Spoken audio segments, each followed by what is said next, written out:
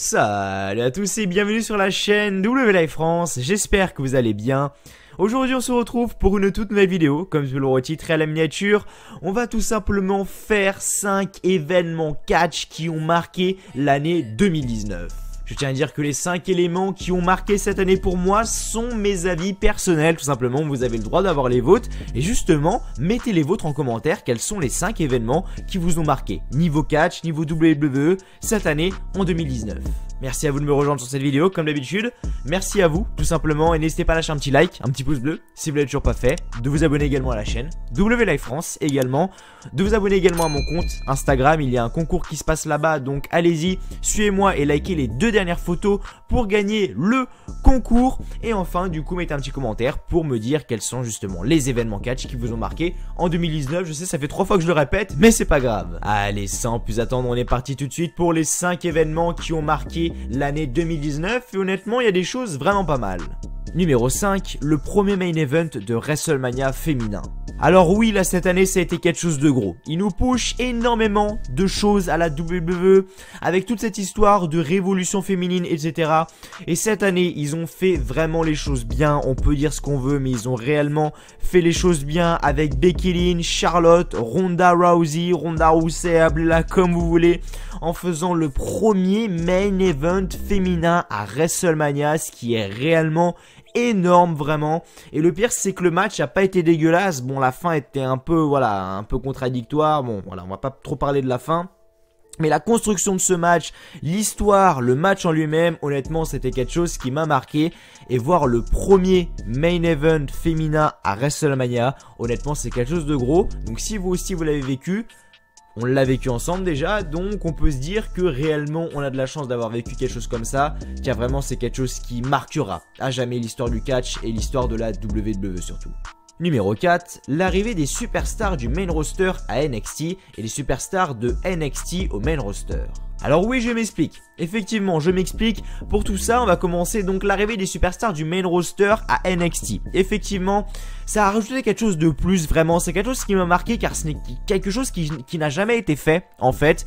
Vous savez très bien que les superstars de NXT, quand elles deviennent championnes du monde, enfin championnes de NXT plutôt, rejoignent le main roster, enfin justement, gagnent le titre, perdent le titre et rejoignent le main roster peu de temps après, sauf pour des cas exceptionnels. Et généralement, ils sont pas très bien utilisés. Du côté du main roster, comme beaucoup de noms aujourd'hui, Samoa Joe, Andrade, Sami Zayn et j'en passe. Et là, il y avait Finn Balor. Finn Balor, le petit Irlandais. Ouais, Finn Balor, le petit Irlandais là, qui justement, lui n'était pas du tout bien utilisé du côté du main roster. Et il a fait son retour à NXT. Et c'est quelque chose qui m'a marqué, vraiment, de voir des superstars du main roster qui revont à NXT. Et pour toujours, je veux dire, depuis que Finn Balor était à NXT, on l'a pas revu une seule fois au main roster. Et justement également quelque chose qui m'a marqué, c'est enfin les superstars de NXT qui ont eu plus de visibilité avec les Survivor Series, justement avec cet événement Survivor Series qui a fait que les superstars de NXT ont pu justement s'exprimer devant énormément de personnes, se montrer devant énormément de personnes à Survivor Series. Donc c'est vraiment un bon point et voilà, vraiment quelque chose qui m'a marqué vraiment lors de cette année 2019. Numéro 3, le push de Kofi Kingston.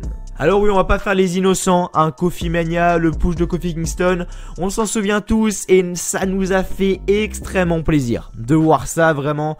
Kofi Kingston qui est là depuis des années à la WWE, le mec n'a jamais rien fait de spécial, pas de spécial on va dire, mais voilà, il avait jamais été champion du monde auparavant, il avait gagné que les titres intercontinentaux, titres des États-Unis et titres par équipe.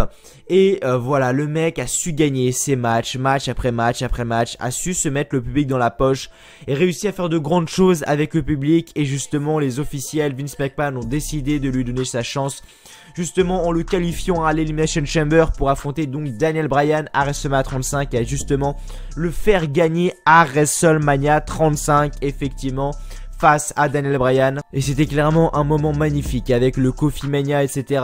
Les fans, Xavier Woods, Big E qui étaient en pleurs, les enfants de Kofi Kingston qui sont venus. Et vraiment le push de Kofi Kingston est clairement quelque chose qui m'a marqué, car le mec au début de l'année on allait se dire ouais bah Kofi Kingston finalement il va avoir une année comme d'habitude quoi, il va feuder pour les championnats par équipe. Et bah non, le mec a été champion du monde et ça pendant plus de la moitié de l'année, donc franchement respect à lui.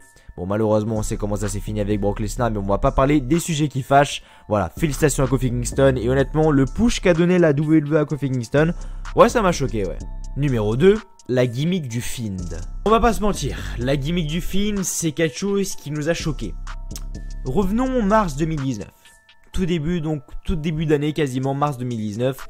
Premier épisode du Firefly Funhouse avec Bray Wyatt. Tout le monde se disait, mais c'est quoi cette merde, c'est quoi ce foutage de gueule? Ils ont enterré Bray Wyatt, machin. Et puis au fur et à mesure des semaines, c'est devenu un peu plus intéressant. À chaque fois, jusqu'à un moment devenir chelou. Effectivement, à un moment, vers mai, là, ça a commencé à s'accélérer. On a commencé à avoir les trucs chelous. Un Bray Wyatt qui se transforme en monstre à moitié. Et puis voilà, l'heure de la révélation, ça a été à SummerSlam, effectivement, SummerSlam 2019. Le Fiend, cette gimmick du Fiend terrifiante, mais terrifiante.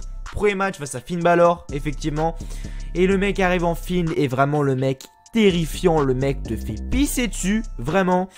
Et voilà, un peu sa gimmick un peu invincible. Voilà la gimmick un peu invincible, le mec qui justement ne se fait pas battre très facilement. Ce côté un peu mystérieux, ce côté vraiment mystérieux qui me rappelle personnellement vachement l'Undertaker par exemple. Je sais pas si c'est vraiment un bon exemple, mais moi ça me rappelle réellement l'Undertaker et ça fait très longtemps que j'ai pas vu une gimmick qui m'a fait autant kiffer à la WWE depuis des années. Donc clairement la gimmick du film c'est quelque chose qui m'a marqué en 2019 vraiment. Et je pense que vous aussi, vous pouvez pas me dire que la gimmick du film ça vous a pas choqué, bordel de merde. Et enfin numéro 1, l'arrivée de la AEW, la All Elite Wrestling.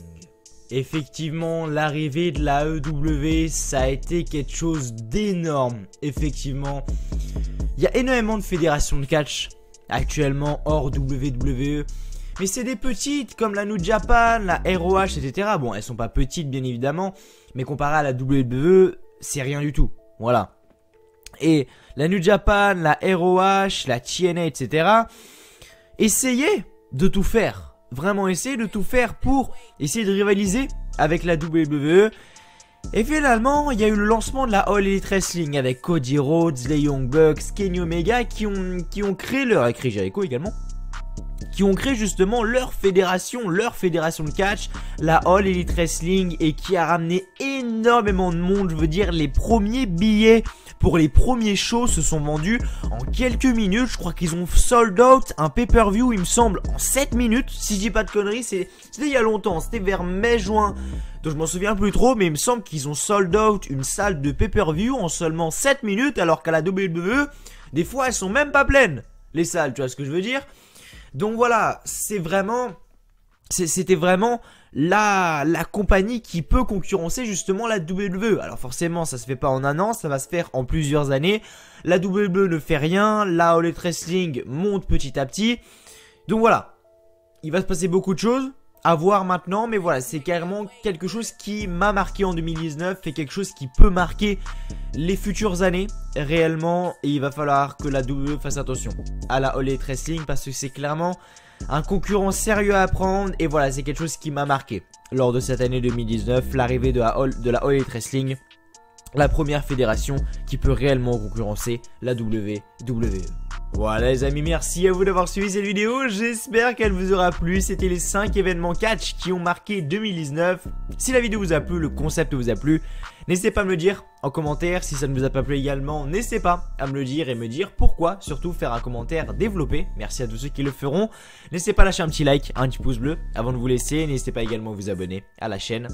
Si vous n'êtes toujours pas fait, mettre un petit commentaire en dessous de cette vidéo, voilà, ça me ferait vraiment extrêmement plaisir. Et on se retrouve la prochaine fois sur la chaîne W Live France pour de nouvelles vidéos. D'ici là, portez-vous bien. Je vous souhaite à tous une très bonne journée, une très bonne soirée, que du bonheur, que des bonnes choses. Et je vous dis à la fois prochaine. Allez, ciao, bye bye, encore une fois, merci à vous.